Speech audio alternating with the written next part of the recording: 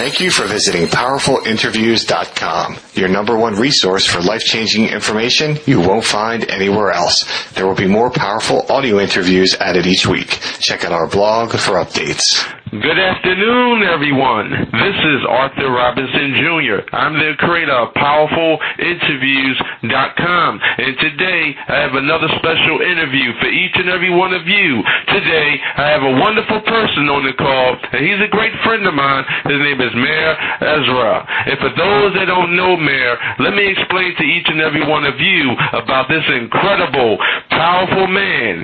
Meir Ezra is an entrepreneur with years of experience across many fields and an inventor with many patents registered to his name, established the most successful distributor of gasoline management systems, a company that within 3 years grew to $100 million.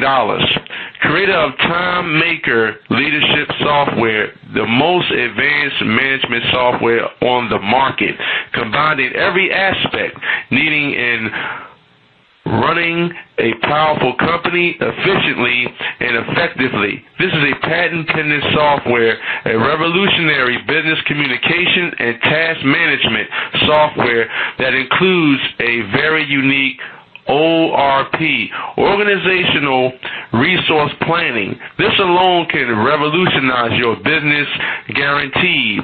He owns multiple businesses in different industries, and he has consult clients in the U.S., Canada, Israel, Italy, Colombia, Russia, South Africa, Turkey, Germany, and many, many others.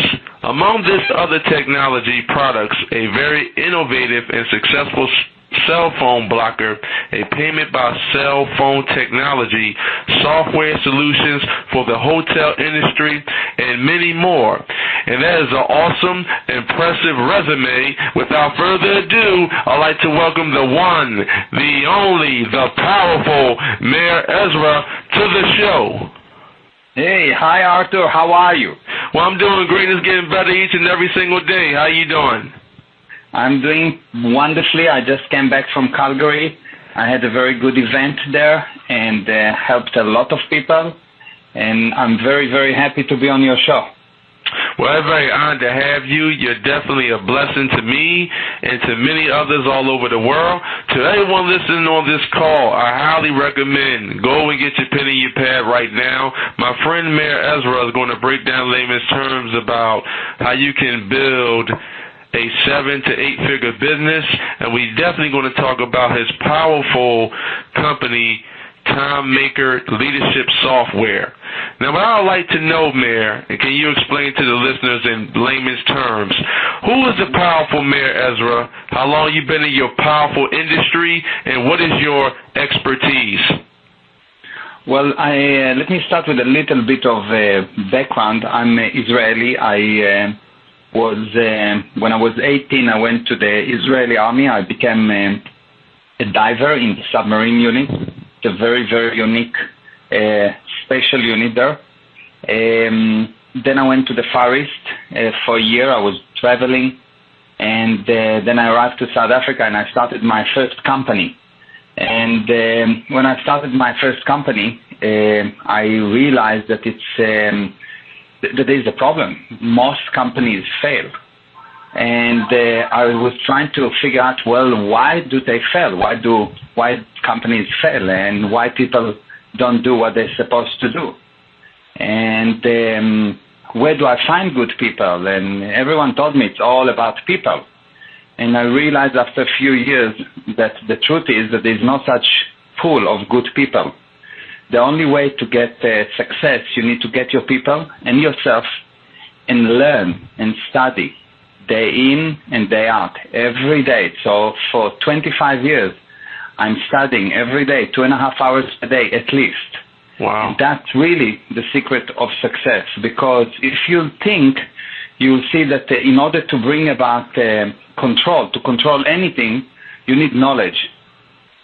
And knowledge you get by study.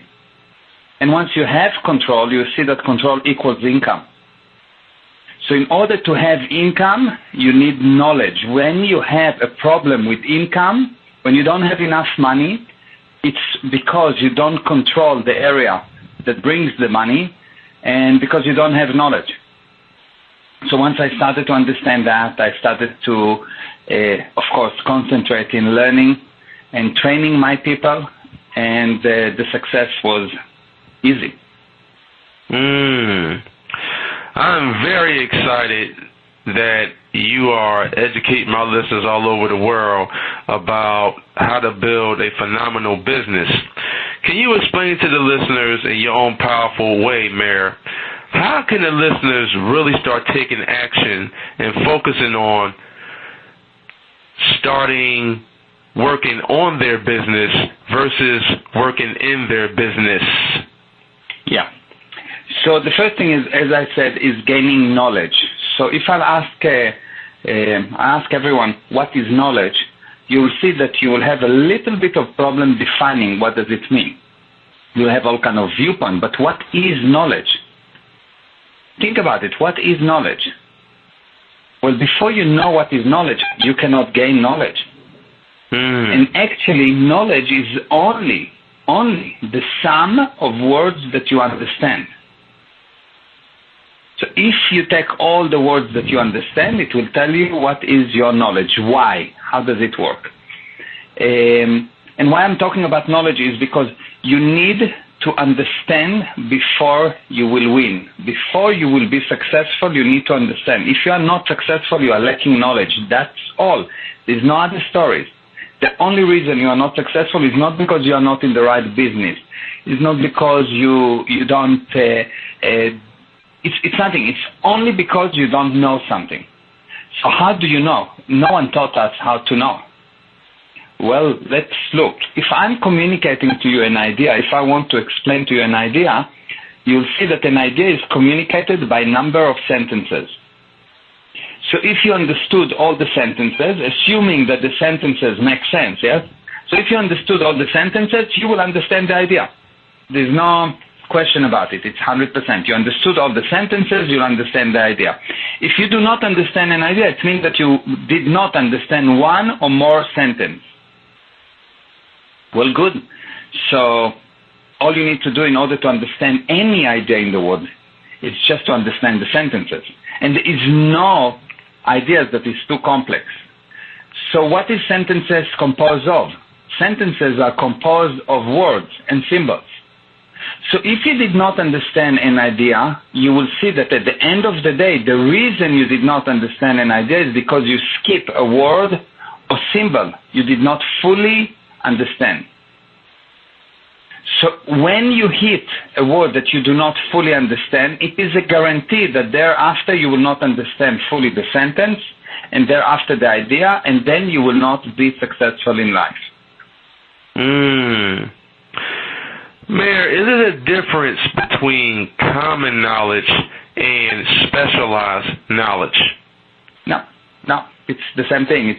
I can give you the simplest sentence, which is supposed to be common knowledge, yes? I'll give you a sentence. It's very, very simple, and you'll see that because this sentence includes one word you do not understand, you will not understand the whole sentence. Here is the sentence. It was found that when the crepuscule arrived, the children were quiet, and when it was not there, they were much more alive. You have no idea what I said. Is that correct? That's correct. Because the word crepuscule is misunderstood. But now, if I'll tell you that crepuscule means very late at night, you will see that it was found that when very late at night arrived, the children were quiet, and when it was not there, they were much more alive. No problem, you are with me. Can you see that, yes? Yes. So when you go past a misunderstood word, you will not get the sentence, and then you will not get the idea, and you will become weak. You will think that you are unable. You think that you're just not good in that area, and it's not. The reason people have a problem building businesses, building relationships, succeeding in any area that they want to succeed is because, and only because, they went past a word they did not fully understand. It's too simple. That's the problem. It's just too simple. Wow. This is an incredible interview. Meir, you established the most successful distributor of gasoline management systems, and you built that company to $100 million brand. What is the recipe from taking a company to $100 million brand? Okay, good. So there's a proper way to build a company. And so there's one correct way to do anything and infinite incorrect ways to do things. In order to build a company, you have to understand that there is a blueprint, a correct way, a map on how to build it. So every company in the universe, without exception, is composed of 7 divisions. If you know those divisions, if you know the blueprint, you can then take yourself, grow to 3 people, and then from 3 people, grow to 30, and then 300, and then 3,000, and then 3 billion.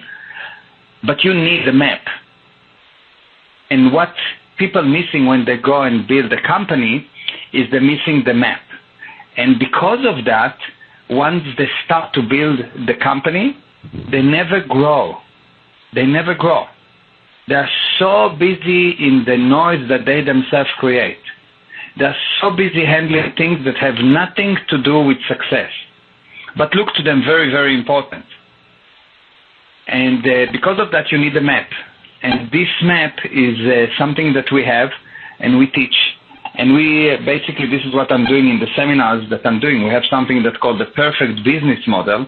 And with this perfect business model, what happens is people will come, we'll teach them that model, and we'll tell them, look, if you do that, if you do what I'm asking you to do, and you apply this model, and if you are not successful, don't pay me, I will pay you. I'm so sure that you will be successful. Wow, that's a big promise. Yeah, because it works always. It always works. Now, I've seen a powerful video, and you was breaking down layman's terms about, you was educating the audience in regards to, you said money you have, but money you don't make. And you said the government is constantly printing money. Can you explain that to the listeners so they fully understand that powerful concept? Yes, so let's look at about the word money, what money means. Money, most of the people will give you all kind of definition, but in reality, money is an idea backed by confidence. You have an idea, if you create confidence, people will give you money. So in order to create money, all you have to do really is to create confidence around your product. So you have something that you want to sell, and you see that you take one car and people sell it at $30,000 and another car at $230,000. What's the difference? The difference is not so much in the cost of making the car. The difference is the confidence that the people have in that idea of the car. So when you create confidence, you will have money. So the only job that a marketing division should have is a job of creating confidence. So once you create confidence, you simply have money. Money is coming to you. You don't make the money. If you try to make the money, you will never have money because you try to make the wrong thing. What you need to try and make, or what you need to make, is to create confidence in the eyes of the people in your product, in you. And the most important thing, you need to build the confidence that you have with you. That's what most people forget. Even if they start to market and they create a confidence in the product, they forget to have this confidence of themselves, in themselves. And when you create that, when you have this, you trust yourself, you have a confidence in yourself, you create a trust in your product, and you trust your product, you will see that you will just not know what to do with this thing that's called money. It will be just too much. So confidence matters. Confidence is everything. Confidence is everything when it comes to money, because money is basically a measurement of confidence. Wow. The more confidence people have in you or your product, the more confidence you have in yourself, the more money you will have. The more self-questioning you have, the less you will make, the less you will have. You will see that people that are very, very insecure, always thinking, always worrying about what people will think about them, always looking on themselves instead of looking inside. So which means that with low confidence, they don't succeed. People that succeed are creating confidence in their product, creating confidence they really have high confidence in themselves. What is self-confidence? Self-confidence is only trusting your decision. Self-confidence is only trusting your decision. And when you can trust your decision, then you go with a huge amount of power. You generate the power and you create confidence with other people, and they then just give you money. That's what people do. So once people like you, respect you, and trust you, that's when their minds are made up, when they want to invest in you because you are the brand? Yeah, basically the moment that they have the confidence, they don't necessarily need to like you. I know about many people that people pay them despite the fact they don't like them. Wow. They don't like them, but they buy from them. You know? You go to a doctor, he's not such a nice doctor, and there's all kind of TV shows about it, and the guy is not so nice, but very high confidence, and he brings results because he's confident. He knows what he's doing. You are experiencing a life-changing, powerful interview, and you are hearing it first from Arthur Robinson Jr.'s PowerfulInterviews.com. What is your definition of marketing, and what does marketing mean to you? Oh, well, marketing is a very interesting subject because most of the people think that marketing is the process of putting some advertising out or getting people to know you or building your brand. So a few things. Number one, you don't need any brand before you start to sell some serious amount of money. This is all bullshit. People just say to you, well, you need brand, you need brand. You don't need a brand. You need sales. Now, how do you create sales? You create sales by marketing, because the definition of the word marketing is this thing that creates wants and sells something. Example. So when you have a good marketing, you don't need good salespeople. Because when you apply good marketing, for example, Apple have a very good marketing, so you go and you get iPhone. You don't need a salesperson to sell it to you. The job of the salesperson is to help you with the upsell. They will sell you the minute. They will sell you the protection. They will sell you the insurance. This kind of thing. They will teach you how to use it. They will tell you, well, you should use 16 gig and not 32, whatever. But marketing is really the process of creating want and selling something. And once you don't understand it, you spend a lot of time on marketing that supposedly put your name out, supposedly get you to be outsider and people to see you. I don't care if people see me or not. I care if people buy from you or not. That's really very powerful. Yeah, think about it. Do you mind when you buy a laptop? Do you mind what kind of processor inside? Not really. Do you mind what is the chip that runs the display? Not really. Well, the company that supply the chip for the display don't care if they be known or not. They care if IBM or Lenovo or Sony or whoever created the laptop actually buy from them the chip. That's the marketing. The action marketing create sales. If you understand that, you start to understand marketing. Now, how do you create sales? You bring about confidence. How do you create confidence? There's one thing that actually will bring about confidence, and this is the most fascinating thing because it's quite simple. And what it is, it's agreements. If me and you agree on a lot of things, we will be very, very good friends. If we don't agree on things, we will not be good friends. So when you have a good friend, when you have someone that you consider a friend, you will see that actually a person become your friend when you have enough agreements with him.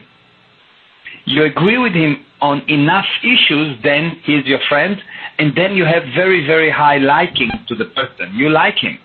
Because agreement brings about liking. So if me and you agree on the same thing, I would want to hug you, and I would want to hang out with you, and I would want to talk to you. But if we don't agree on the same thing, you like meat and I don't eat meat. I just cannot stand meat. You like to smoke cigars and I don't like to smoke cigars, etc., etc. If we have enough things that we don't agree with, we will not like each other and we will not be together. That's now, true. It's very interesting. Now, you will see that in order to create this liking, this affinity, what you need to do is to create an agreement. So how does it apply to marketing? When people put out marketing, you will see that generally they're putting some kind of an ad or some kind of a message that they think that it sounds good. It's totally wrong. You never check what you think about your ad. You need to ask your customer what they think. Your customers need to tell you, this is what we think. And how do you do that? You use survey. So you go and you use survey. You use survey and you find out what they need, what they want. I'll give you an example. I'll give you a story. So we had this customer in South Africa, and he was a veterinarian.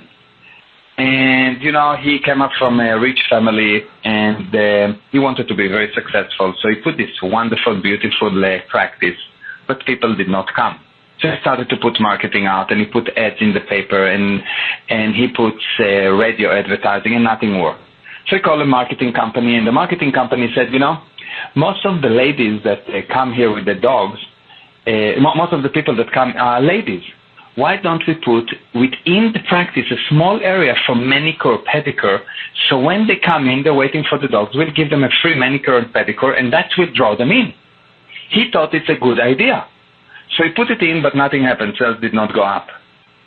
So he came to us, and he started to talk to us, and I told him, well, we need to think, and we need to look and ask your customers, what is their problem? What do they agree that is an issue? And he said, no, we know. And I said, one thing we know for sure is that you do not know because you don't sell. So for sure, you do not know. That's the one thing I know for sure. You are the last person I'm asking.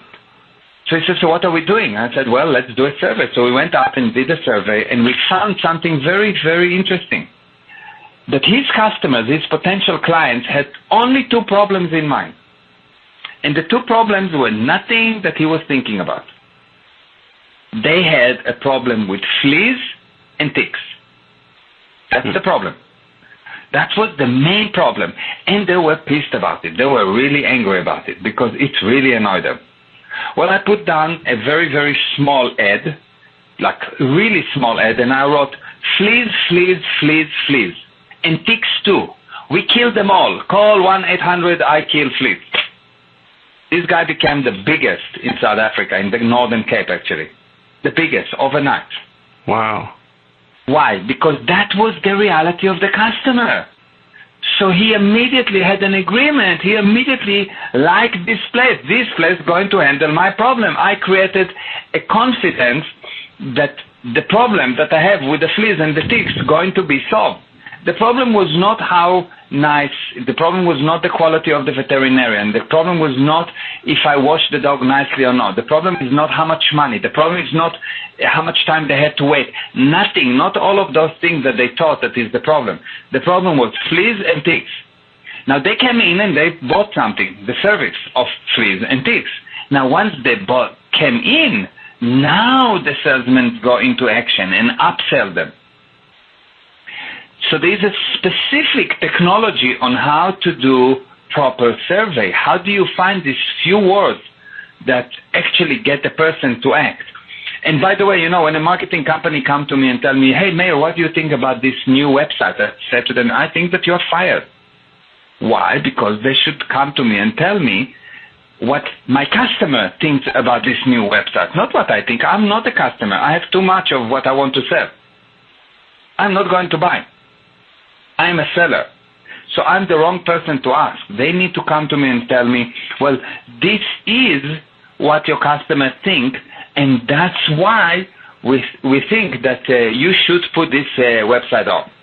And I should say, well, if the customer thinks that way, that's what we're going to do. But you, marketing company, have to prove it to me. And marketing companies that do not know that are useless and actually damaging. It's better to not have them around. Wow. So would you say that marketing done right is the quickest path to the sale? Of course. It's the only path to the sale, because any other thing is almost useless. And by the way, once you do the marketing right, you will see that the effort goes down. Anything that you know how to do, the indication is that it becomes simpler, less effort. If there is an effort in what you're doing, if you feel that it's difficult, if you feel that you're pushing the cart uphill, you just need to know you have something you don't know. You go and study this area and find the misunderstood words that you have, and you will see that almost overnight, you will become a success. It is so simple. What we're doing in my seminars, which is unique, I said that the problem is not what people know or what people don't know. I said that the problem is the false data that they have. They have false idea that prevent them from learning. Because if you already think that you know marketing, and I come to you and I say, well, we need to do marketing, you think that you know, but you actually don't know, yeah? So you go and you do wrong actions. The wrong action will bring bad results. Always. Bad results will bring more wrong actions because you think that you know.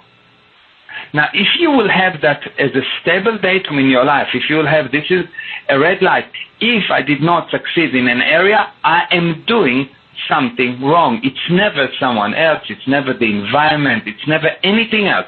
It's you. Once you'll understand that it's you and it's no one else, never, you will be able to start improving.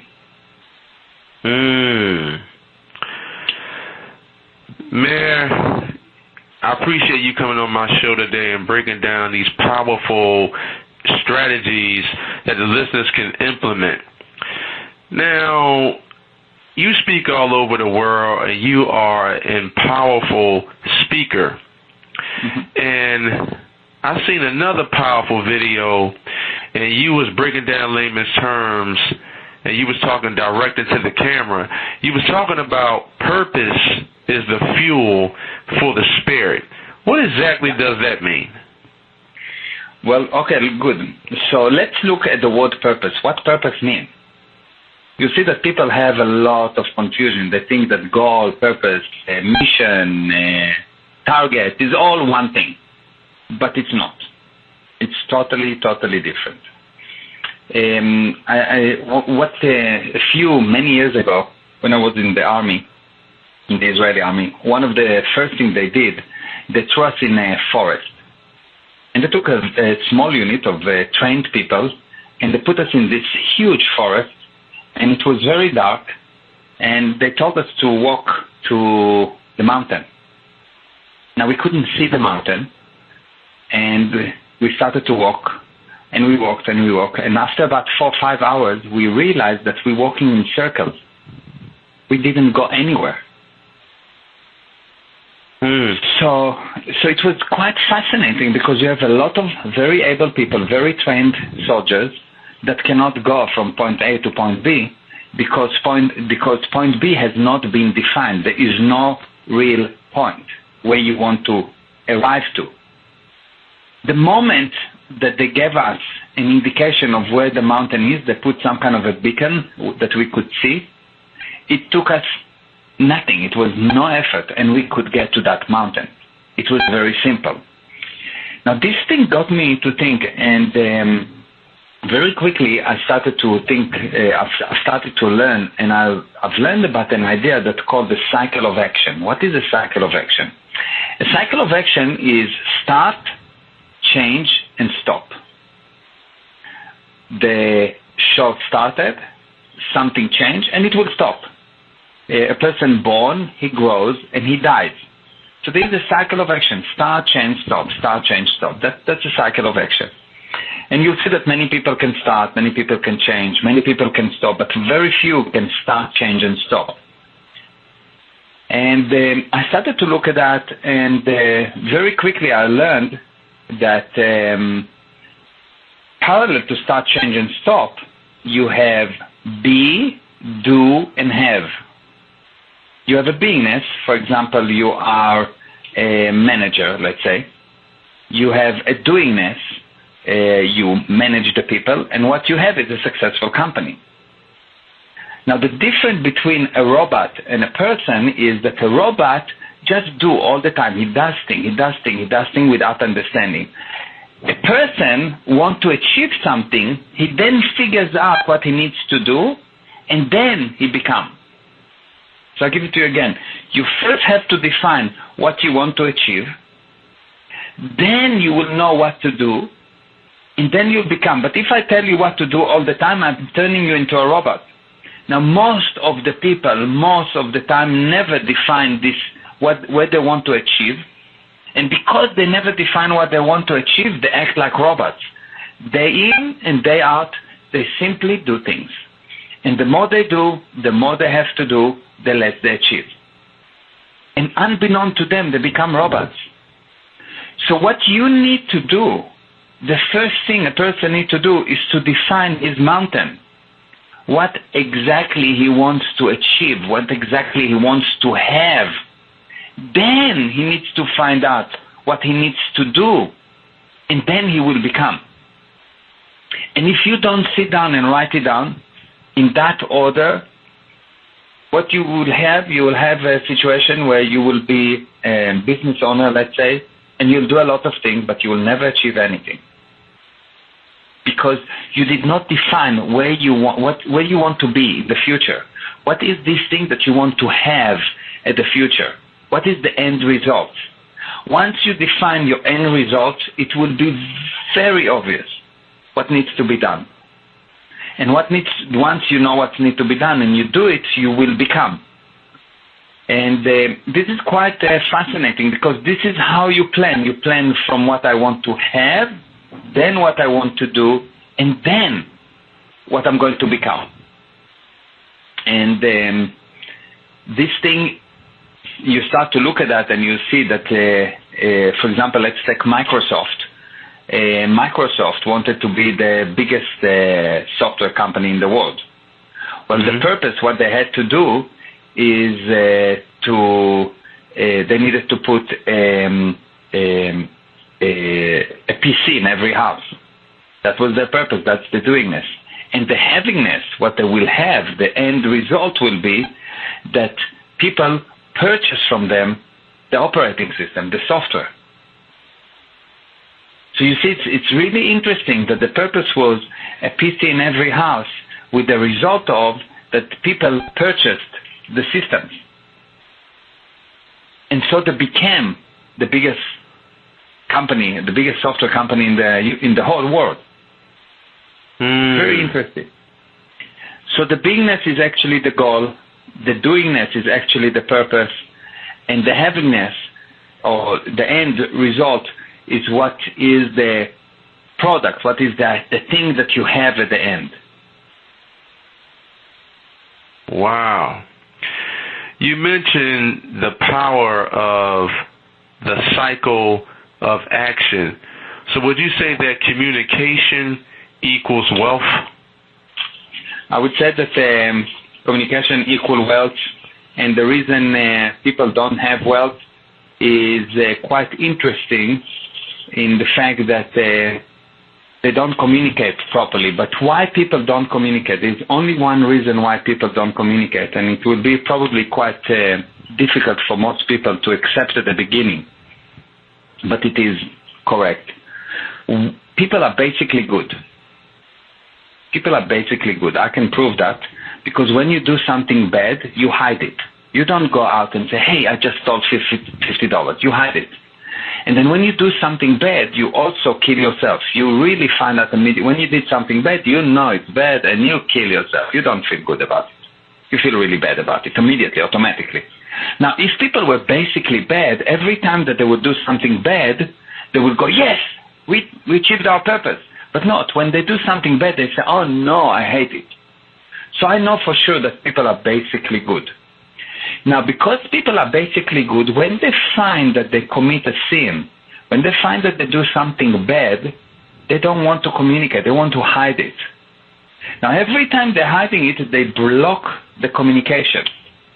So they put blocks around them from people because they don't want to see that they don't want that people will see what they've done. And once they put those blocks actually block the ability to have money, because money is, like you said very cleverly, money is a communication system. And then once you start to do bad things, you block your ability to communicate and you block your ability to have money. And to have money, you really need to find a way to get rid of those bad things that you do. And of course, there's a way to do that. It's quite simple. And again, as part of these methods that we're teaching, is we show how to clean up those bad things that you do, how to build a perfect business model, how to market, how to use PR, how to use the correctly finance, how to actually implement the technical part, how to bring new customers. This is a whole system that we teach. Now, you build a powerful company to $100 million brand, and you have impeccable, powerful skill sets, especially when you're speaking on the platform. What would you say is your creative USP, unique selling proposition? What makes you stand out among your competition that is in your industry? Well, I have many industry because I have many companies, but assuming that we're talking about the consulting and speaking industry, yes. What's unique about us is that we deliver technologies that produce instant results, and we don't just deliver them, we guarantee them. Guarantee them in such a way that I don't say, well, I guarantee it provided that you do this, and that. No, I guarantee it full stop. Even if you don't do what you need to do, it's my fault. So I'm not telling you, well, it's guaranteed provided that you do 20 push-ups every day, and you do this, and you do this, and you do this, and which of course you cannot do. I tell you, I deliver you technology, just do them in any fashion that you want, and it will be successful. No question. So while almost every person that I saw talking about management, they sound good, but they fall on application.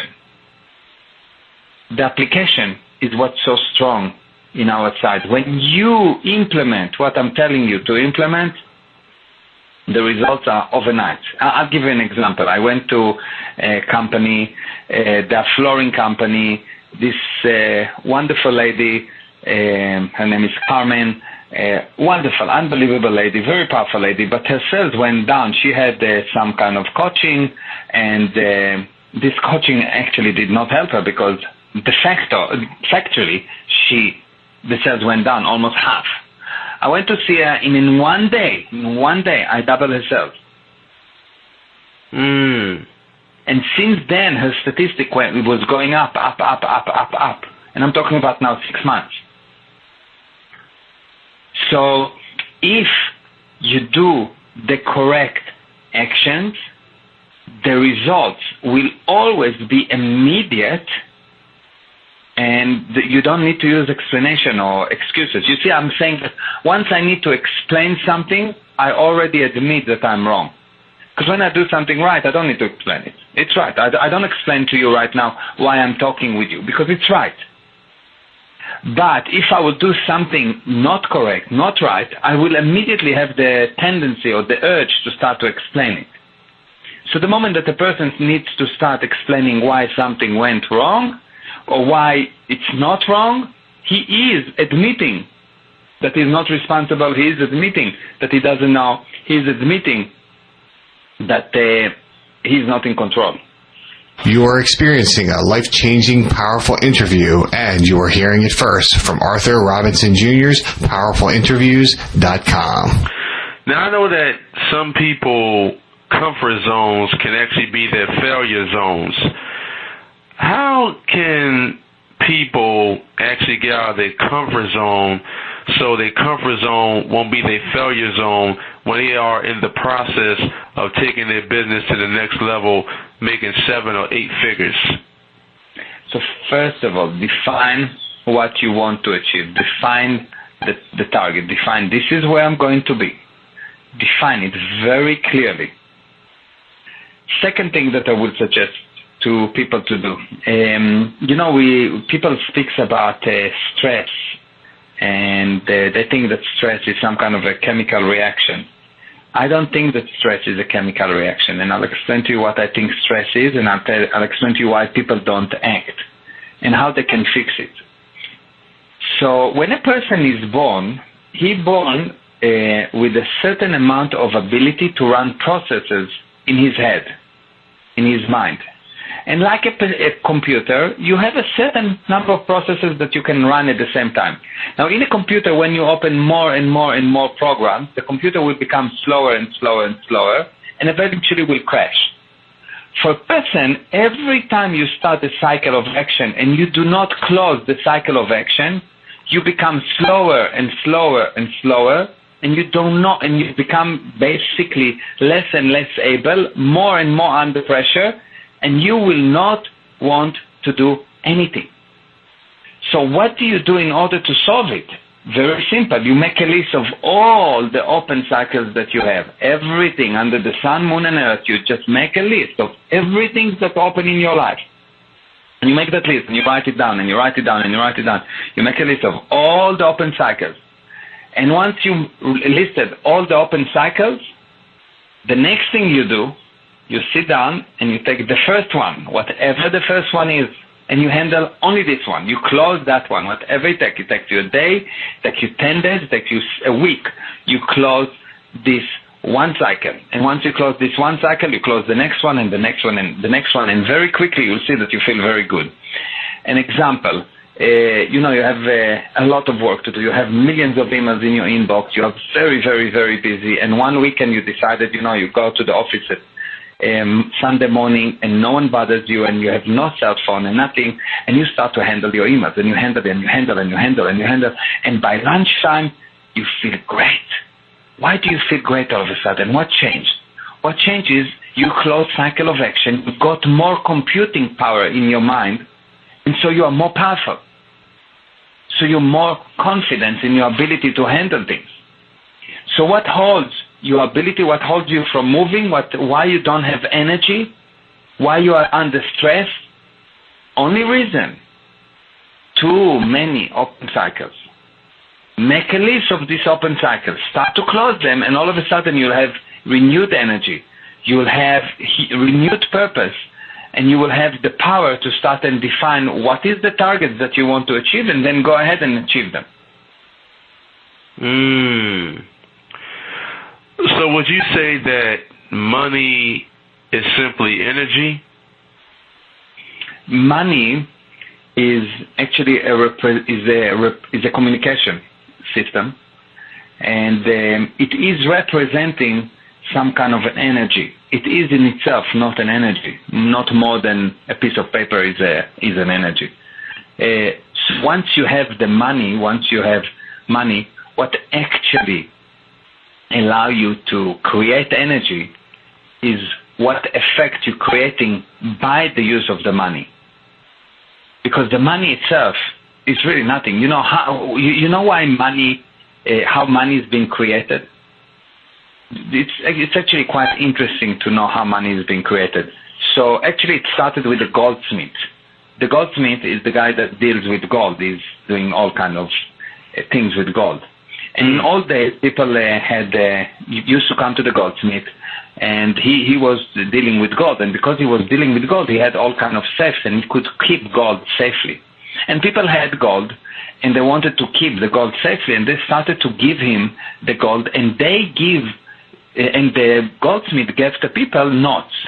The note says, you gave me $200 worth of gold, or 2 kilowatts of gold, or 2 pounds worth of gold. And you talk that not. That's why money is not. Yes. And this money, this started as notes, and these people started to say, well, instead of starting to move this gold from one person to another, I'll give you this note and you'll give me that note, or I'll give you this note and you'll give me chickens. And people started to trade with these notes. And that's how money started. So money is only something that represents value. It itself do not have value. It just represents value. And what does it represent? The trust that you have in this country. So, for example, if you go to South Africa, you see that the trust in the money is less than the U.S. because South Africa lost a lot of the money value in very short time, almost half of the value. You go to some other countries and you'll see that the money was nothing, because in the morning 1,000 Tanzanian money worth $1, and in the afternoon it was $0.50. So the money loses of its value. So really, the money represents how much these pieces of paper, what they are representing. They're representing how much trust you have in the country. Again, money is an idea backed by confidence. This is the confidence that you have in the country. You say that money represents value. So would you say that money is just a facilitator to do transactions? Yes, that's very correct, very accurate. And you will get money if you create confidence. Really, that's the bottom of the bottom line. And to create confidence, you need administration. You need proper understanding of how to create this confidence. And once you understand how to create the confidence, even if you don't want, you will have money. Really, it's just a matter of confidence. Let's say that you come to someone, I come to you and I said, I have this product, and this product can cure probably 36 different diseases. It can help for any disease. It will make you stronger. It will help you lose weight. This product is a product that makes you feel better. It handles the skin. It makes the skin feel much better. It helps your alertness. It helps with ADD, ADHD. It is the most unbelievable product. And this product, I have only a few of those, and I'm willing to sell it for you. And I tell you that only today, generally this product, I'm selling it much more. One bottle of this thing, I'm selling much more. But usually I sell it at $1,000 because it's such an amazing product that I bring from Israel, from a very, very special place in Israel. Only in one place, there's a small place. And usually this product, a bottle costs $1,000, but today I sell it at $500. Will you buy it? Yes. Good. This product is water. Wow. Now, what did I do? Why did you say yes? Because I created this confidence that this, and everything I told you is true. I used this confidence. I created a confidence with you that, well, this is something I can use. This is something really good. I really want to lose weight, and I want to look younger, and I want my skin to be better, and And then $500 to handle all of these diseases, and it will help with any disease? Fine, I'll buy it. Meir, I love surrounding myself around like-minded individuals, and I don't like hanging around people that are negative and people that are toxic. Can you explain to the listeners, what books do you like to read, and did you have mentors along the way to help you build your dream? Yeah, so I like to read the books about the mind. Why? Because day in and day out, we all handling minds. Everything we do, actually, we're handling minds. But if I ask any person to tell me where is the mind, how does it operate, did I ever seen a mind? I promise you, none will say that they know. They maybe have some ideas, but I can show that they actually don't know. Most of the people don't know what the mind is, what the rules of the mind, how it's operated. Like really almost nothing. Yet everything we do begins with the mind. Everything we do. Everything we're handling. When you look at a person in front of you, you handle his mind. When you communicate with someone, you communicate with his mind. Because his mind gives him these things that cause him to say something. So I really, really like to study about the mind. And the secret for my success, I believe it is study. And study from books, going to seminars, having coaches, having mentors, having people that show me what works, what not. And you want to be successful, you really have to start understanding the mind. Because everything that you have got, everything that you deal with has to do with the mind. The mind is handled, you are handled. The mind is not handled, you have only problems.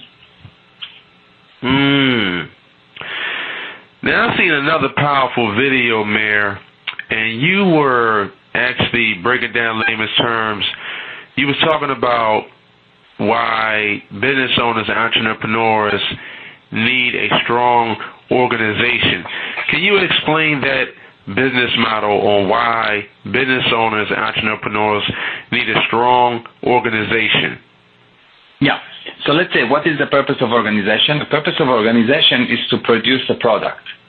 A product is a completed thing that you can give to something and he gives you money in return. So the whole reason why we have an organization is to produce a product. Now, when you produce a product, it's very important that you do it efficiently, which means fast and correct. The job of a proper organization, when you build an organization, what you do, you put together the systems that ensure that the product will be produced at increasing speed at a lower cost.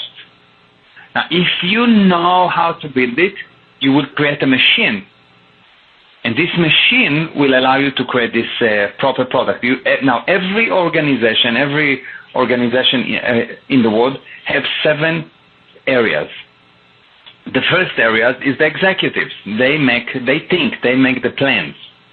Immediately after you have the executive, they need to operate the people. So you've got the communication or the human resource area. Now, once you have people, you need to start selling. So you need marketing and sales. Immediately once you sold, you will see that you will create some kind of money. People will pay you. Once they paid you, you need to deliver. As soon as you delivered, you need to correct what has been delivered, and you need to correct the organization. And if you corrected what has been delivered, if you corrected your product, and if you corrected the organization, inevitably you will have new customers coming in. And this is a kind of a circle that goes and it goes again and again and again.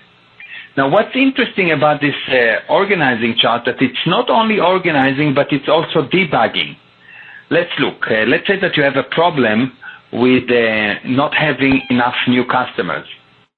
Well, when you don't have enough new customers, the problem is always the quality of the product. It's not marketing, it's not PR, it's the quality of the product. Because if you have a good quality product that people knows about, you will get new people. Meaning, if I deliver a good seminar, the people in the seminar will bring me more people. I don't need to do anything. They will bring in new people. They are my marketing division. They create the PR. They create the public relation. They go out and say, hey, this thing was amazing. You have to come and hear this guy. Now, in order for me to be good, I need to be corrected. Every person, every product, every machine, have to be corrected. No one is perfect. So this is how you get corrected in this area. Now, let's say that you have a problem with the correction. It means that the production unit, the unit that produce, is not working properly. Let's say that you have a problem in the production unit. It means that you don't have enough money put into the production unit. If you have a problem with money, it means you don't have enough sales and marketing. And if you have a problem with sales and marketing, it means that your people are not trained. And if you have problem with people, it means that the executive don't know what they're doing. So you'll see that this system is a system that ensures that the production happens, but it also allows you to do debug. It also allows you to fix. So it's a self-fixing mechanism.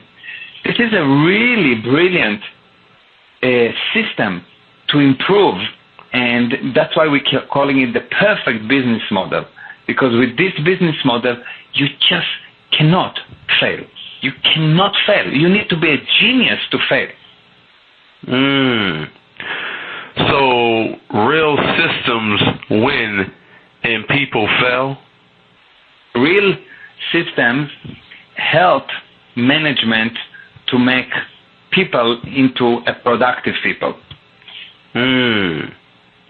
Because otherwise, without real system, the management will be too busy running around their own tail, and instead of fixing or making sure that other people produce.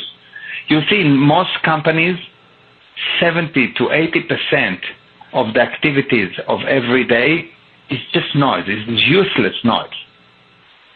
And once you put a proper organization in place, the useless noise goes away and people start to be organized. I'll give you an example. I worked with one very, very big company in Israel, and we found that really 80% of their time is just useless.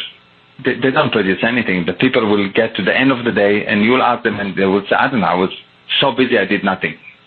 We were very, very busy, but doing nothing or achieving nothing. So we sat with them and started to put the organizing chart in, and in a year later, we basically double the productivity. Double. And there was a year after that, another 40%. Why?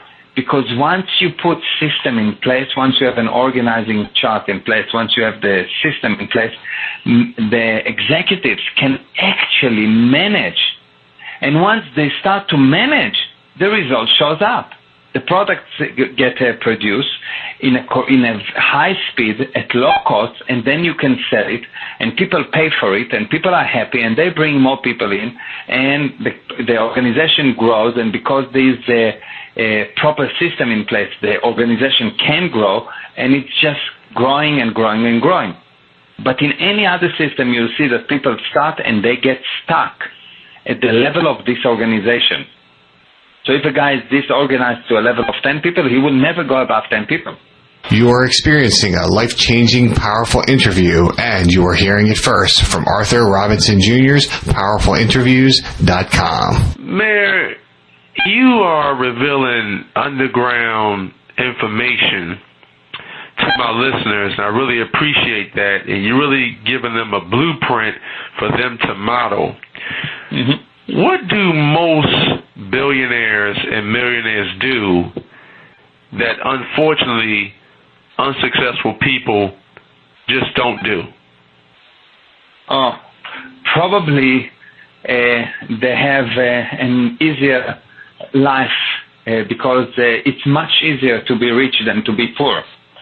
But you'll see that most of the people that are not successful don't want to do the work. They just don't move. They don't have enough drive, and they don't have enough drive because they don't know how. It's not because they are lazy. They just don't know how. No one taught them how, really. No one taught them how to study. No one taught them how to build an organization. No one showed them how to do things. And they start to believe that they're just lazy, but they're not. It's not that they're lazy or that they're not able or they're not smart enough or nothing. It's just they actually didn't get the knowledge. And you'll see that every single successful person, that if he's really successful, you'll see that he knows things. That's number one. Number one, knowledge. Number two, those people are generally nice people. They really care about other people. They don't care about themselves. They care about other people. So most of the people that fail, I can tell you that they're very interesting. Most people that succeed are interested. Big difference. People that failing are interesting. People that succeed are interested. And you will see that people that succeed have a very unshakable certainty that they know. Why? Because they learn and learn and learn and learn, and because of that, they project this certainty, this confidence, and this confidence is what brings the money. It is the confidence that why people follow you. It is the confidence why people give you money. It is the confidence why you will bring about a successful company. Wow. This is an incredible, powerful interview. Thank you. Meir, can you reveal a powerful blueprint for the listeners to actually follow in regards to how can they execute creating their own UVP, unique value proposition? What I will tell them is that the first thing that they need to do is to define what they give to people that in return they get money for. For example, let me ask, if I ask you what is the product or what is the result of a teacher, you would probably tell me the teacher is teaching, and I'll tell you, well, that's what they do, but what is the product? What is the result? Now, before a teacher knows what's the result, they would not be able to define the UPS or UPV. Why? Because they don't know what they need to deliver. So the first thing I will do, I will define exactly what is this thing that I produce. So for a teacher, it will be children who duplicated the material taught and use it successfully in life in order to improve their life and the life of others, bringing about a new civilization. That probably will be what a teacher is trying to achieve. Now, a businessman, any business owner, has a product he is trying to achieve. There's a very specific product for every business owner around the planet, and it's not profit, and it's not marketing, and it's not what most of the people think. The product of a business owner is viable, which means making 1 cent more than losing, expanding, and prosperous, meaning profitable. So viable, expanding, prosperous organization with increasing monies to owners' reserves and a very well-paid staff. So you need viable, expanding, and prosperous organization with increasing money to owners' reserves and a very well-paid staff. Now, if you do not understand that, as an owner, you will not be able to achieve it. But if you do understand that as an owner, you will be able to start and say, well, this is what's the value I deliver? This is what I deliver as an owner. The marketing delivers something else. The CEO delivers something else. The CEO and the owner are two different people. It's not the same job. And if you mix the jobs, there is a disaster. The founder should be in the future. The CEO should be in present time, and the staff should be in the past. The start is the founder, the change is the CEO, and the staff is in the stop. All of these things of course, I'm giving you just very, very high highlights, but people that are really interested should just come and see me in one of my 2 days events, and they will just, start to understand what I'm doing and learn, and we will give them the exact blueprint. Actually, we're giving them, by the end of one of the seminars, the exact structure on what they need to do in order to be successful. Step by step, you do this, and then you do this, and then we're giving them a step-by-step plan. This is what you do. Just don't think, just do what I'm telling you, and you will be successful. But if you are smart and you also think and you take this thing and you do it very, very good, it will be overnight. If you are less smart, it will be just slower. But everyone can succeed without exception. It's not important your level of education. It's not important how much money you have. Nothing. Just do the steps and you will be successful. No question. You mentioned about your outside-the-box seminar, and I know that is called the Genius Tour. Can you explain that to the listeners exactly what is the Genius Tour all about? Well, the Genius Tour is a tour that I'm doing across the U.S. and in Canada. And the idea is to take people and in 2 days to show them that they actually can be genius in business if someone gives them the tool and if someone taught them how to learn. And by the end of these 2 days, they know for sure that from that moment on, they will only improve. Only improve. There is no way that you will not improve after this seminar. It is 2-day seminar. I'm basically teaching people, number one, the first most important thing is how to learn.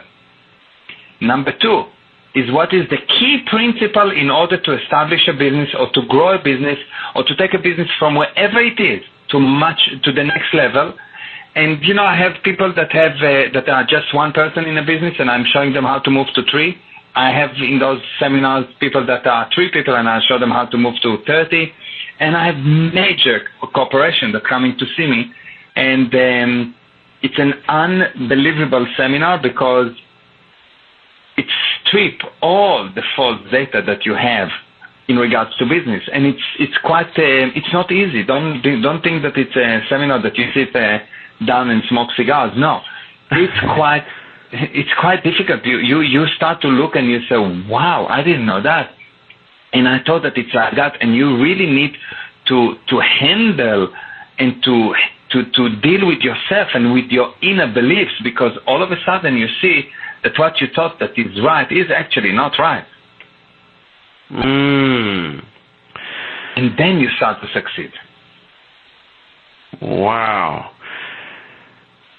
Meir, actually, people can go to thegeniustour.com and they can see my website. Oh, it's a phenomenal website. To everyone listening on this call, I highly recommend get involved with Meir Ezra. He broke down layman's terms about money, and that is extremely important in regards to you have to know the blueprint on how you can increase your sales and how to build a phenomenal organization.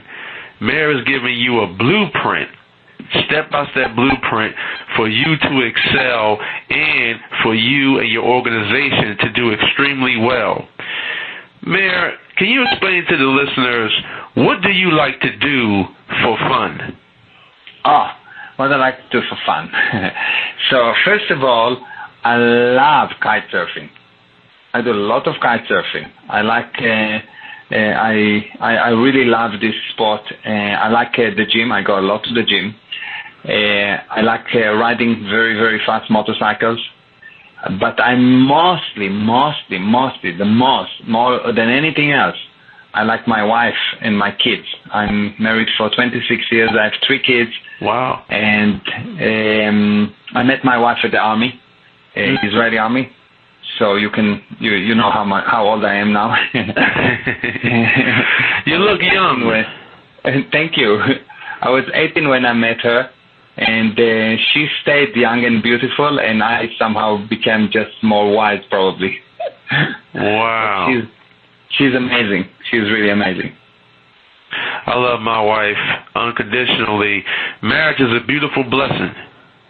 Marriage is a very, very beautiful blessing. Just people need to know that marriage gets created. It's not love, and marriage is something that you create. And the problem with love is that it's very, very, very close to hate. So if you don't nurture it and create it every day, you actually need to create it. You need to do something that it will grow. And if it does not grow, it goes back. And once it starts to go down, it's very quickly turn into hate. You never seen someone that hate like people that loved each other before. Brothers will hate each other more than the biggest enemies. Why? Because they had big love, and then there is a big hate. There is never big hate with a person on the street that tells you something wrong, because you don't have anything to him. But if you love this person, then the hate can be very, very big. So it's extremely important to ensure that you create the love and create it every day. You've been married for a long, long time. So can you explain to the listeners, and we have married couples that is actually on the show today, what is the recipe in regards to a successful marriage versus people that get married and all of a sudden, a couple of years later, they get divorced? Number one, most important thing, don't hide anything. Don't hide. The moment that you start to hide, you start to die. So, it goes like that. Me and my wife, let's say, I'll give you an example. So let's say I met my wife. So, I met her. So just by meeting her, I communicate with her. And because I communicate with her, she have more agreement with me. And because she have more agreement with me, she likes me more. And I communicate with her more about things that she agrees, and she likes me more. So she tells me that she likes jazz music, and I say, I like jazz music. So we both like jazz music, so we go together to jazz concerts, so we communicate more about it, and it grows, and it grows, and it grows. And one day we decided to marry. And we married now, and we have this unbelievable amount of affinity, and we love each other, and wonderful. And then I do something that I cannot tell her. The moment that I do something that I cannot tell her, the reality, the agreement goes down. Immediately when I will come home, I will not communicate with her as much. And I will find something that I don't like, and I will think, she is a brunette, and I think that I actually like blondes. But it's small things, and the next day I do something else that I cannot tell her.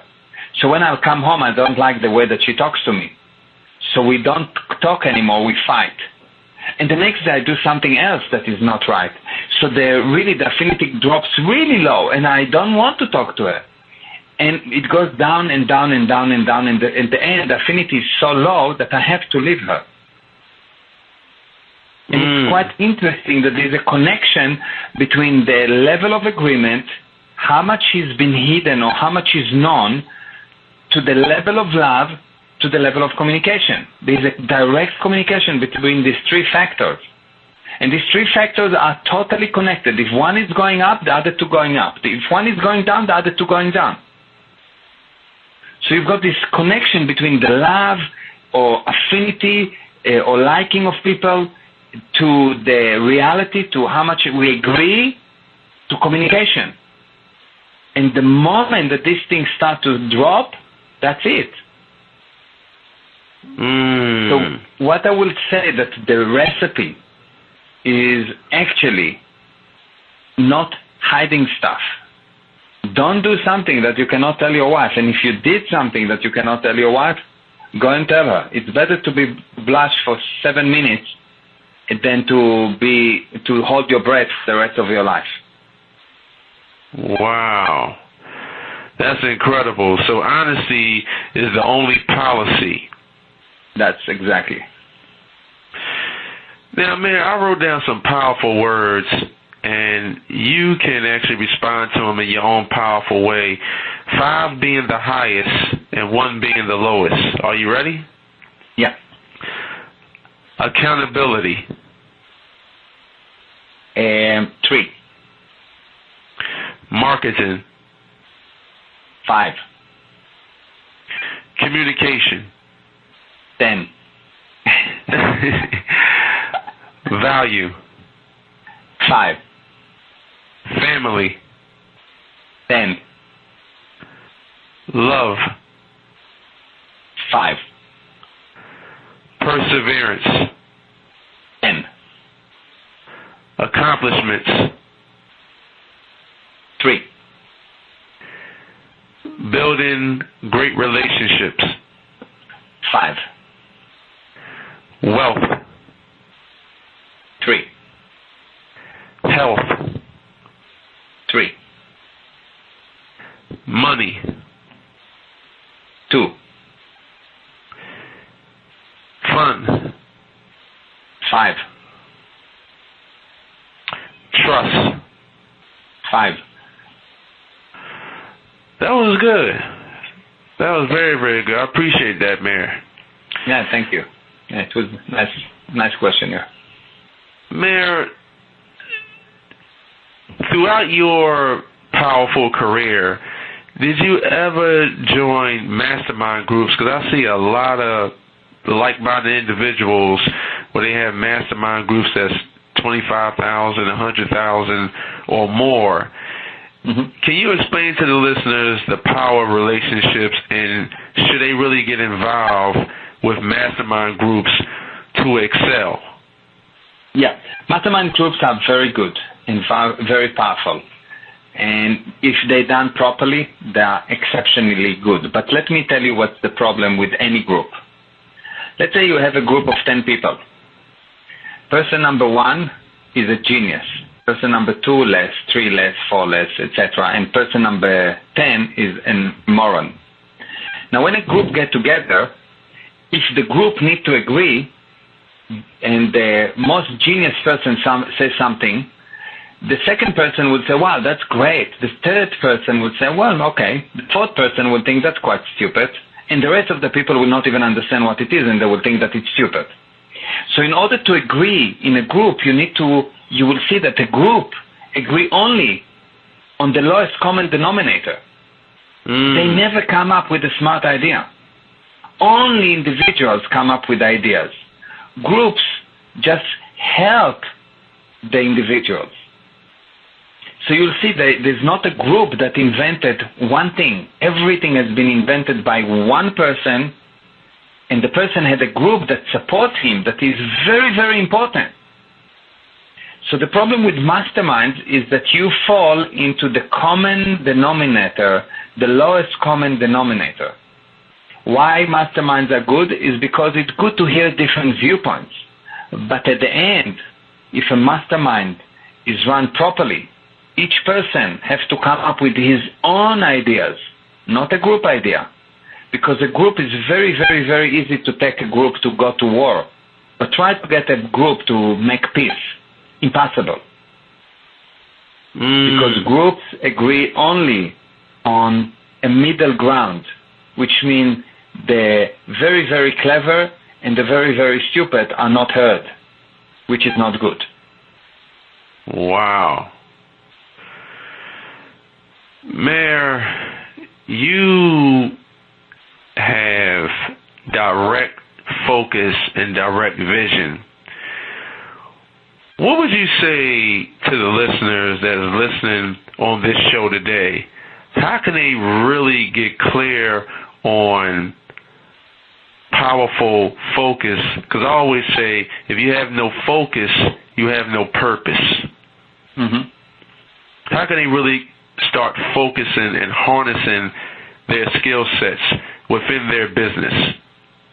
Really, in order to focus, you need to close cycles of actions. So you don't have your attention scattered all over the place. And number 2, ensure that you and your people understand every single word you see. And the small words are even worse than the big words. Like, for example, if I ask you the word of, and I tell you what is the following means, viewpoint of dimension. If you don't know the definition of the word of, you don't know what I'm talking about. And it sounds to you very complex. Well, actually, it's the definition of the word space. Space is viewpoint of dimension, and the word of means with. So you've got a viewpoint, it's you, and you're looking at dimension point, which is the corners of the room, and you have space. So it's really, really important to understand the small word, the at, and, if, or. All of these small words are the words that actually create the biggest confusion. So get, number 1, close cycles of action. Number 2, make sure you don't go past any words you do not fully understand. And clearly define what you're trying to have. What is the product that you try to achieve. Not what you try to do, not what you try to be, what you try to have. If you do that, you will see the sky is definitely not the limit. You are experiencing a life-changing, powerful interview, and you are hearing it first from Arthur Robinson Jr.'s PowerfulInterviews.com. You are a powerful man. You're a business owner. You are a husband and a father. and you speak all over the world, and you educate the masses about real strategies that can take themselves and their business and their self-esteem to the next level.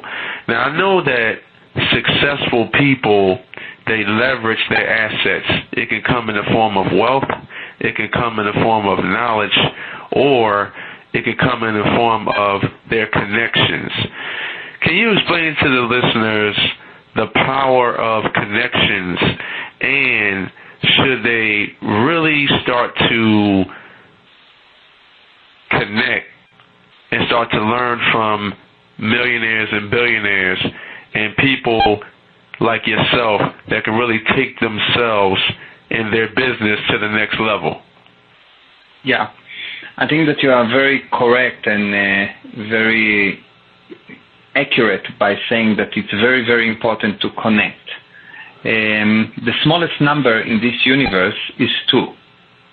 This is the smallest number in this universe. There's no 1, there's no 0. If you look, there's black and white, good and bad, God and the devil. And in order to have an atom, you need an electron and proton. There is nothing that is 1. In order to have anything happening, you need 2. So when a person starts to connect, he starts to create a flow. He starts to create a current. There is something that's happening. And when he connects with people that below him, he flows towards them. So he gets drained. When he connects with people that are stronger than him, they flow towards him. He becomes stronger. So it's very much like in electricity. It's like a battery. You need plus and minus. So you need always to look for people that can flow towards you. And you always have to find a way to flow towards them as well. But if you will not connect with people that are more powerful than you, more educated than you, if you will not make a conscious effort to find those people and to connect with them through seminars, through whatever, just find a way to connect with them. If you will not do that, you will see that you will get drained because you will flow to people that are lower than you. So it is exceptionally important to connect to connect generally and to connect to people that are bigger than you, stronger than you. And once you get the knowledge, it will become very, very important for you, and it will become actually your responsibility to pass the knowledge forward and to give people that don't know the knowledge, because once you give the knowledge away, you create a vacuum in your side and more knowledge will come towards you. So it's all a matter of energies, and if you understand energies, or if you understand just a normal battery, you will see that you need to be in a position where you receive by having people better than you around you, and you need to be in a condition of being able to give by having people that need you around you as well.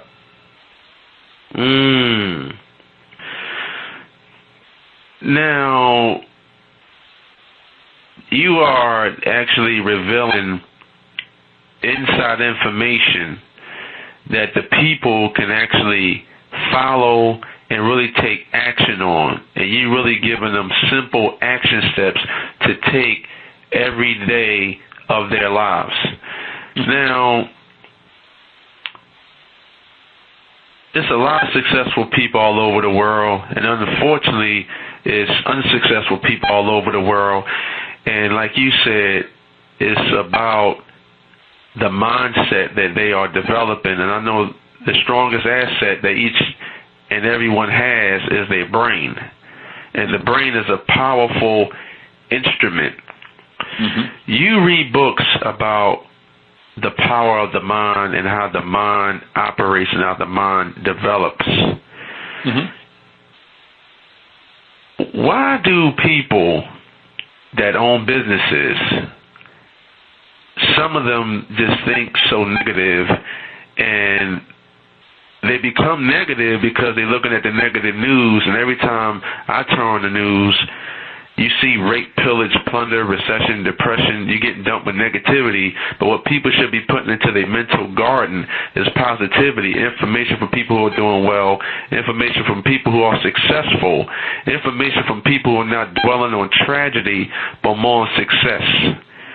So when you're revealing good, productive information to business owners and they are negative, why is it that they develop those negative triggers in their mind when you are really giving them good, productive information that they can take action on right now? Well, you're asking a very good question, and you also had a very astute observation. When you look continuously and you watch the TV continuously and you hear the bad news, you will basically start to think bad. Why? Because internally you can think about a person, and a person have a good, let's say, a good lion inside him and a bad lion. And they fight. They always fight. And the question, of course, who is going to win? Well, the lion that will win will be the lion that you will feed. So if you watch bad news, if you continuously deal with the bad news, with lies, with deception, you feed the bad lion, and he will win, and you will be that bad lion. So your job is to make sure you're not feeding that lion. It's there. It's definitely there with each one of us. Our job is not to feed him. How we do that? We do that by dealing with things that are fun, by forcing ourselves to have fun, by looking at things and really thinking that how unserious things should be, and understanding that if you are becoming serious, you're dead. Because when serious comes through the front window, success flies through the back door. When you become heavy, when you become worried, when you become unhappy, you basically decided to kill yourself with your own hands. And how you do that? You just stop smiling. By stop smiling, by looking at things and looking at them and thinking, oh, it is so bad, it is so bad, it is so bad, you're basically killing yourself. You see that successful people are happy people. And they didn't first become successful and then happy. No, the process is the opposite. They first become happy and then become successful. You see that when you're worried, you make mistakes. You see that when you worry, it doesn't help, and your chances of fixing things go down.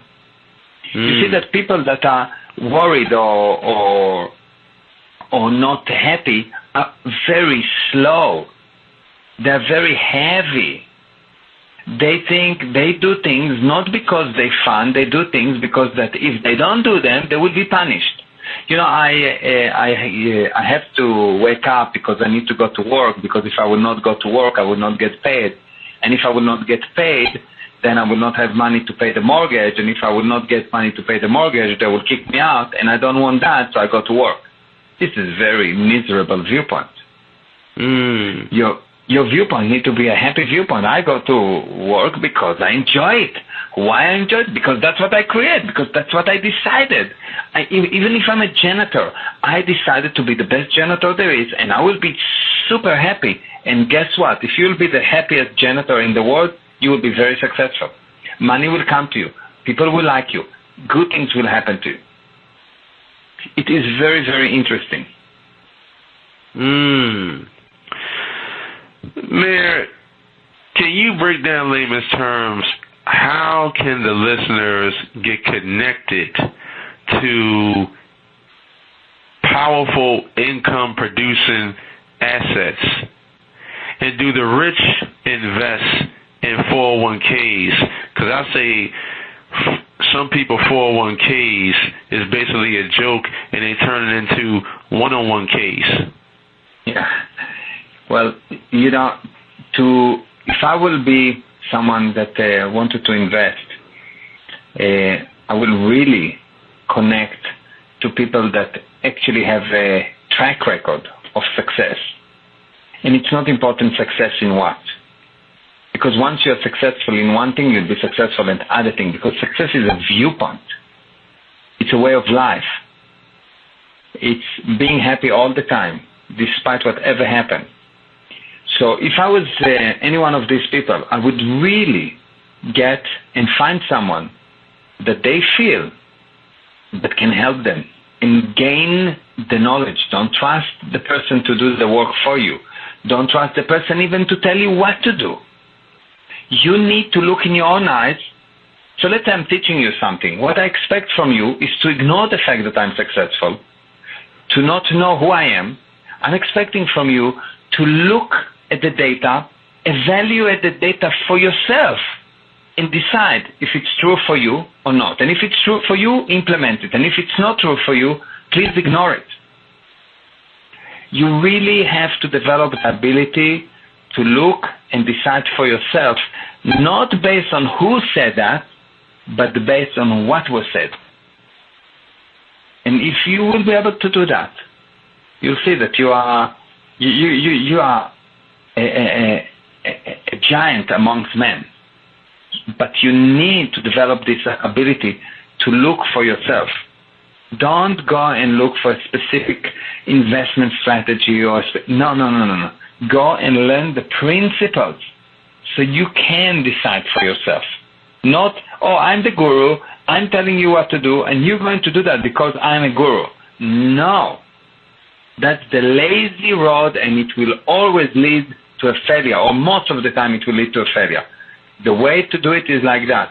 I'm going to listen, I will evaluate it in my own eyes, in my own ears, and I will make the decision. If it makes sense to me, if it's logical for me, then it's true. What's true for you is what you observed for yourself. And when you lost this ability to observe and to define what's true for you, you actually lost everything. So you really need to look for yourself, connect with the people that can give you data that you can evaluate. Ignore who is the person. Ignore everything about the source of the data and just look at the data and decide for yourself. Is it right or is it wrong? If it's right, you have to implement. Don't wait. Implement. Because if you don't implement, you're committing the sin of damaging yourself. Wow.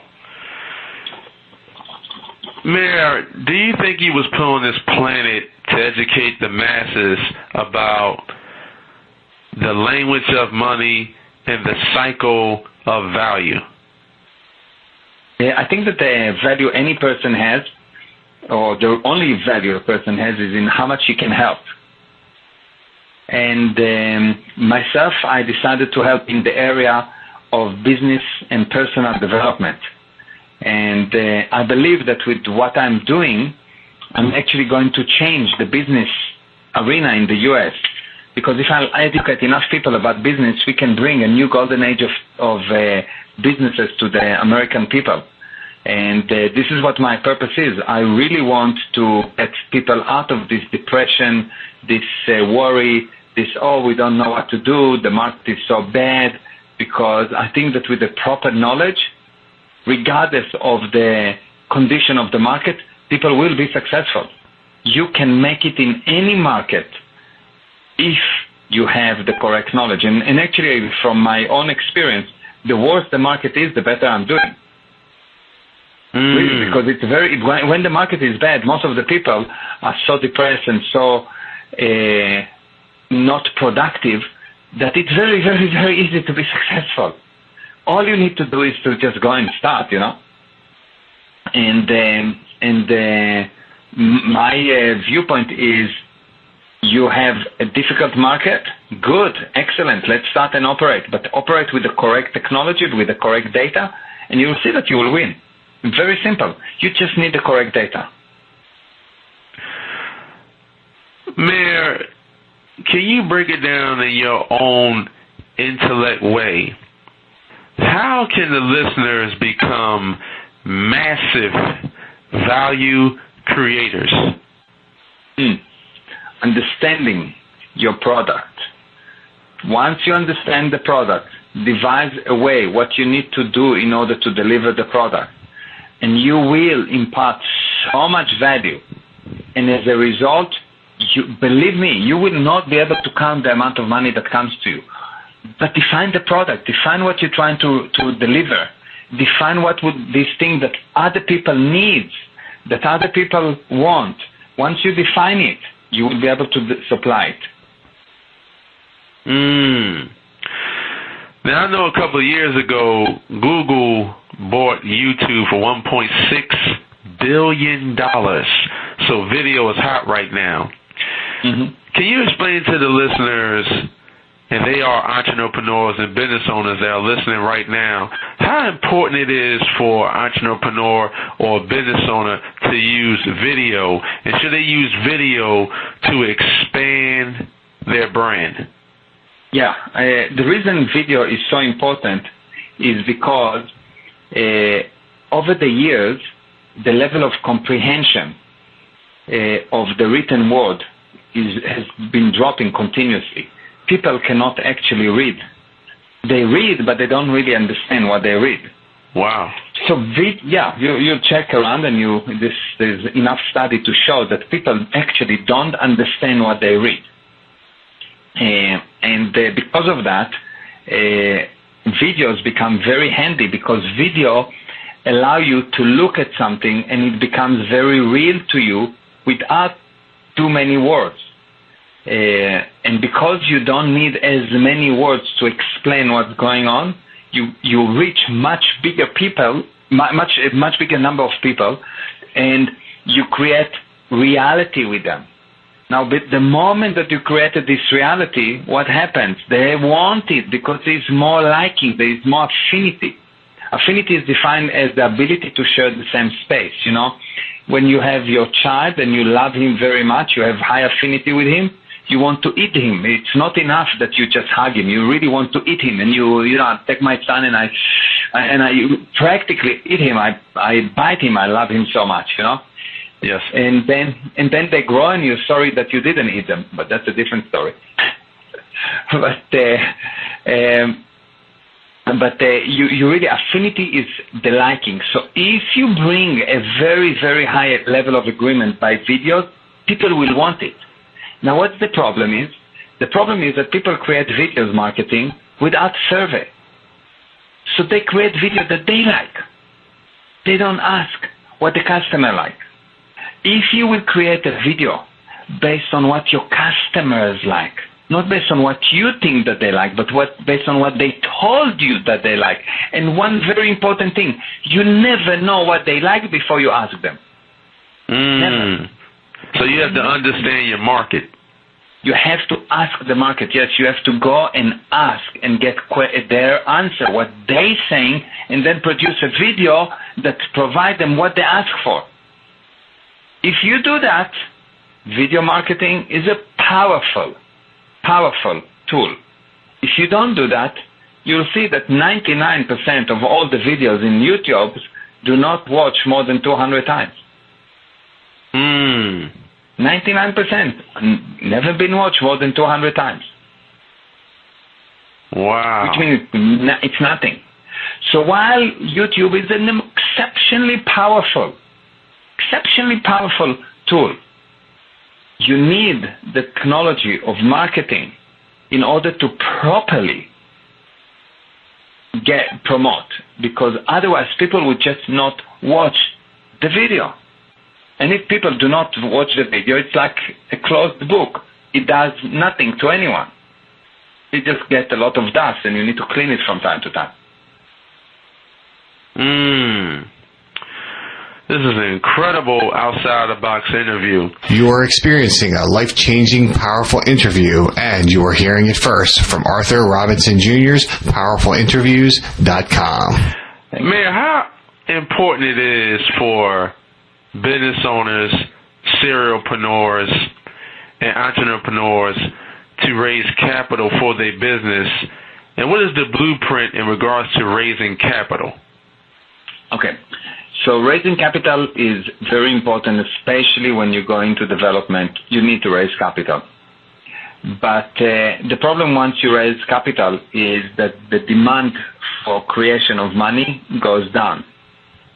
And when there is no demand for money, then people don't produce it. And that's why you see that most of the startups that raise money actually lose the money. And I've been in startups that were successful and unsuccessful. The startups that were successful are startups that raised money but created demand for income. If you are a startup, if you raise money and you don't have a very strong demand, a life or death demand for money, you will not actually progress. You will lose the money. It will all look to you very logical, but you will actually, at the end of the day, not be successful. To be successful, you need to raise money, but at the same time create a massive requirement for income. How do you do that? Sometimes you just don't have the product and it takes a year to produce it. Well, good. So you create a plan and you make sure that everyone getting paid based on results and not based on time. So in my company, no one is being paid for his time. No one. Because time means nothing. I have results. I define the results. The results have a value in money. And if you prove that you achieve the result, you get paid. Now, if you do it very quickly, you get paid more. Why? Because you can produce more at the same amount of time. So let's say to produce, let's say I'm developing a piece of software and this guy needs to write a certain screen, yes?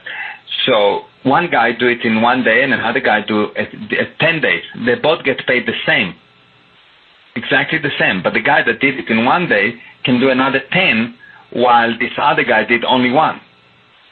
So you always have to pay for production, for result. Never, never, never pay for time. That's how you create the demand for production, and that's why your money will actually create value for you. Otherwise, you will see that there's a rule that says that the company will spend all the money that you give it. What trends are you seeing in the sales industry in today's economy? And can you explain to the listeners so they really, really get it, what exactly is an IPO, initial public offering? An IPO is basically a process where you go and you sell part of your shares to the public, people that you don't know. You offer it very broadly, and the public gives you money. They buy shares. And the idea is that you will create value within your organization, which means you will create more products, people will pay you more money, and because of that, those shares that this public purchase, because you increase the value of the product, those shares will have more value. It is a very, very nice and easy way to raise money. However, in order to do it properly, you need to make sure that you're actually producing. Before 2002, if you had a post box, you could take it public. And people purchased almost anything because they did not understand that they need to purchase value. So if you have something of real value that actually producing money or is about to produce money, and it's very, very clear that it will produce money, then by all means go IPO if you need a lot of money for development. What's not nice about IPO? There's a lot of regulation. You deal with a lot of people that you don't need. It costs a lot of money to maintain. It can cost for a small new company anything between $100,000 per year to $1 million, $1.5 million per year just to maintain the company. There's a lot of legal requirements and accounting requirements. Everything has to be super organized and in a very specific way. And the CEO and the executive have a very, very high responsibility because if anything goes wrong, they basically are liable personally to things that has been done that is incorrect. So on the one hand, quite easy to raise money. On the other hand, quite a headache in the long term, but it's worth it if the product that you sell is actually has value, actually can grow, and you actually need the money to bring more money, and you don't need money only in order to spend it. Wow. Should the listeners really focus on the language of money, and do millionaires and billionaires use a different language in regards to creating big deals? Well, I think that each industry, each area have its own language. And if you deal in a specific area, let's say that you're going into the IPO area, it's a specific area. You need to learn the language, because if you don't learn the language, you will not bring about this thing that's called confidence.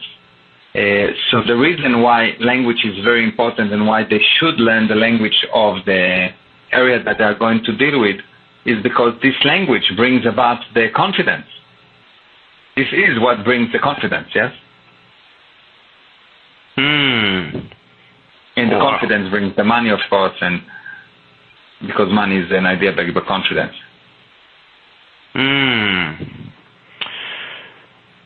Meir, this has been an incredible interview, and I know that you are a genuine, and I know that you are an honest man.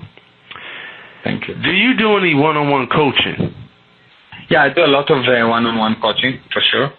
I have different customers that I do one-on-one coaching with. Now, I know that the professional speaking industry is a $780 billion industry, so it's huge right now. What is your public speaking fee nowadays? Public speaking fee? Generally I charge per day $30,000, and for whatever I'm doing for one day. This is my lowest fee. This is when I really like to help people, so that's my lowest fee.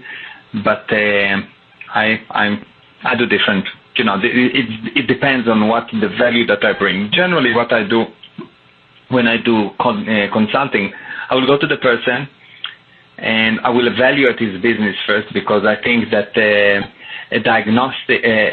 prescription before diagnostic is malpractice. So I go and I really learn the business. That's my first section. I learn the business. Once I understand the business, I will define what's the target that will happen within the next 1 month, 3 months, 6 months, a year.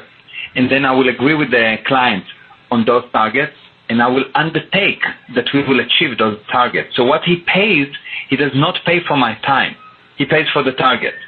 Now, if, for example, I tell you I will triple your business and within a year, and if I do it after 3 months, that's it. That's the end of the engagement, because I brought the results. You don't care if I brought it after 3 months.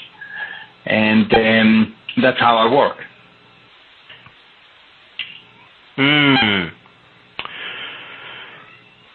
Man, this has been phenomenal, and you are a blessing from God. Do you have any last pearls of wisdom for the listeners? And can you explain to the listeners on how exactly where they can find you? Well, they can find me by going to the geniustour.com. Let me see. It's the geniustour.com website. This is where they can register to any one of my events, or they can email me at Meir, which is MEIR, at Meir, MEIR, Ezra, EZRA.com. And I would always answer. To everyone that is listening on this show today, I highly recommend getting involved with the powerful Meir Ezra. He broke down layman's terms about the cycle of value. He broke down layman's terms on how you can increase your value. He broke down layman's terms about what money really is. And he also broke down layman's terms about your purpose is the fuel for the spirit. I highly recommend listen to this exclusive interview over and over and over again so you can reinforce your learning. And I know that Meir was actually revealing underground information that you probably couldn't understand, but I highly recommend listen to this interview over and over again so you would get a clear understanding of what Meir was actually talking about in regards to you taking yourself and your communication and your business to the next level. Meir, this has been phenomenal. You are a blessing from God, and I really do appreciate you coming on my show today to break down these strategies so the listeners can actually implement what you were actually educating them on. I really do appreciate it. Thank you very much, and you are a blessing from God to everyone because you do that every week, and you help so many people, and I really admire you for that. Thank you. I appreciate you, Meir. Before we sign off, I interview powerful experts all over the world, and you being one of them. When it comes to the power of the mind, and I hear this all the time from successful people, and they say that when you interview millionaires and billionaires, you are connecting with them before you actually become a millionaire. Do you agree to that you have to connect with a millionaire or a billionaire before you actually become one? Well, I'll tell you from my own experience, I actually never connected to any millionaire before I became one. Wow. I came up from a very poor family and never met a millionaire in my life, and I became one. So it's not necessary. However, if you do, it will make your journey much easier, because the viewpoint that you will learn is invaluable. So can it be done without? Yes. Will it be 100,000 times more difficult? Also yes. So the answer is, if you can connect to someone that has been successful and can show you the way and can give you the blueprint, you will shorten the time. If you are 50 and you want to be a millionaire, you don't have time to now go and start making all the mistakes of 15 years old or 20 years old. So yes, by all means, connect to a millionaire. If you are a young person and you want to make it very quickly, yes, connect. Can it be done by yourself? Yes, it can be done. Just more powerful, more painful, more difficult. That's all. So basically, you can overcome your obstacles and your tribulations. Mm-hmm. You can, because the mind is a very powerful tool, and probably the most confused area of life is the area of what is the spirit, what is the mind, what is the body, what is the brain, what's the job of each one of those, and this is a whole subject by itself.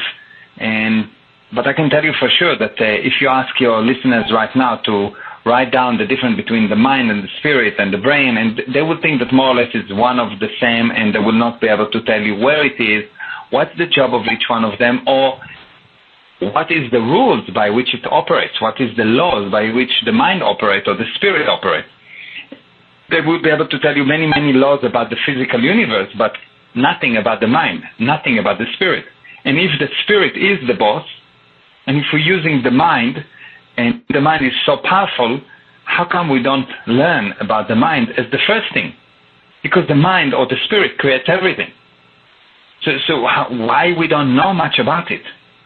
You see that powerful people actually figured out the mind or learned about the mind, learned about the spirit, and know how to control their mind and the minds of others. And when I say control, I'm not saying in a bad way like cheating or manipulating. I'm talking about control that comes from knowledge, that comes from responsibility. So it's probably the most important study of them all is the study of the mind and the spirit. Meir, you are a powerful man, and I appreciate your intellect, and I appreciate your honesty. To everyone listening on this call, get involved with Meir Ezra. Go to his website. He has powerful YouTube videos, and his knowledge is very captivating, and you hear the passion that came through his voice on my show today. Go to his website. Get more educated about underground knowledge that you will not find anywhere else. Here's another bonus tip. I hope this exclusive, powerful interview helped you fully understand about the true meaning of money. My great friend, Meir Ezra, he broke down layman's terms about the secret of success is studying. And that is extremely important if you want to take yourself and your business to the next level. You have to study and keep studying to excel and to do extremely well. Meir Ezra, he broke down layman's terms about you need the right knowledge to generate income. And that is extremely important because knowledge by itself is not power. The implementation of knowledge, that's what makes it become powerful. Meir Ezra, he also broke down layman's terms about if you don't know knowledge, you cannot gain knowledge. And that is extremely important. So when you're reading a book, when you listen to an audio interview, when you listen to a powerful CD, when you listen to that specialized knowledge, you have to understand knowledge in order to gain knowledge. And that is extremely important if you want to take yourself to the next level. Because if you are not learning, you are not earning. Meir Ezra, he also broke down layman's terms about how to build a phenomenal company. And Meir Ezra is the owner of Time Maker Leadership Software. Meir Ezra has built phenomenal businesses to the $100 million level. And he basically said to build a company to $1 million level or a multi-million-dollar level, you need a map and you need the perfect business model to follow. And that's extremely important. All I like to learn from people who've been there, done that, and who are still doing it in today's economy. So you need the perfect business model if you want to take yourself and your business or your businesses to the next level. Meir also broke down layman's terms about money is an idea backed by confidence. In addition to that, he also said if you have confidence, people will give you money. And that's extremely important because confidence matters. Confidence equals money. When you increase your communication skills, your communication equals wealth. And that's extremely important if you want to take yourself, if you want to take your business and your mindset to the next level. Meir also broke down layman's terms about, he basically said, you have to have confidence in yourself, and money is a measurement of confidence. I'm going to repeat that. Meir Ezra said, in layman's terms, you have to have confidence in yourself, and money is a measurement of confidence. And that is extremely important if you want to take yourself, if you want to take your product or your service to the next level. And much, much more.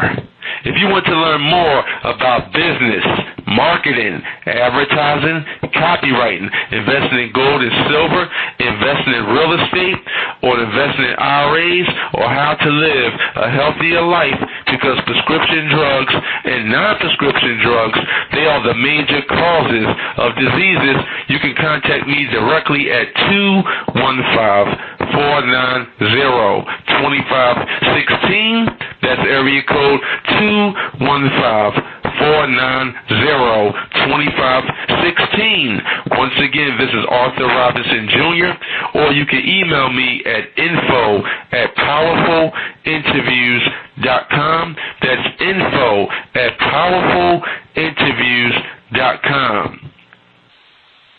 I highly recommend listen to this exclusive, powerful interview over and over and over again so it can reinforce your learning. My great friend, Meir Ezra, who generates $100 million a year from his phenomenal businesses. Meir was breaking down layman's terms, inside secrets on the true meaning of value and the true meaning of money. My great friend Meir Ezra will be coming back on my show soon. So I will inform you and send you an email on when my great friend Meir Ezra will be back on my show. And he's going to get more in depth about taking yourself and your business to the next level by having the perfect business model. So in closing, I'm going to say this. Do what you love and love what you do. In addition to that, remember, the strongest asset that each and every one of you has is your brain. And what you think about and what you take action on, that will become your reality, and your mentality creates your reality. Thank you for listening to Arthur Robinson Jr. from PowerfulInterviews.com, your number one resource for life-changing information you won't find anywhere else. Check out our blog for weekly updates and new powerful interviews. For more information or to contact Arthur, send an email to info@powerfulinterviews.com. That's info@powerfulinterviews.com.